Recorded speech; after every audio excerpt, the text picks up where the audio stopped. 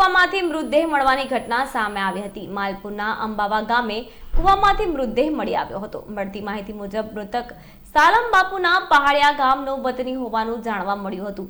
બળિયાદેવના ઉત્સવમાં ગયા પછી યુવક ઘરે પરત ફર્યો જ ન હતો। ગ્રામજનોએ માલપુર પોલીસને જાણ કરી હતી। પોલીસ અને ગ્રામજનો દ્વારા મૃતદેહને કૂવામાંથી બહાર કાઢી પોસ્ટમોર્ટમ અર્થે હોસ્પિટલે મોકલવામાં આવ્યો હતો। મૃતકનું નામ રાયમલ નાયક ઉર્ફે ચિતલો ભગત હોવાનું જાણવા મળ્યું હતું। માલપુર પોલીસે મૃતદેહ અંગે વધુ તપાસ હાથ ધરી છે। हाँ, हूँ अंबावा गामनो पगी सुफराभाई पुंजाभाई छूँ અને સરપંચ છું, માજી સરપંચ છું। અત્યારે મને મેસેજ મળ્યા, ગોવાળીઓએ બૂમ પાડીને મેસેજ મળ્યા એટલે અહીંયા જોયું તો લાશ અંદર જોવામાં આવી। કેટલા વાગે તમને મેસેજ મળ્યા? મને 4:30 વાગે। અને પોલીસ તો જાણ કોને કરી? મેં કરી।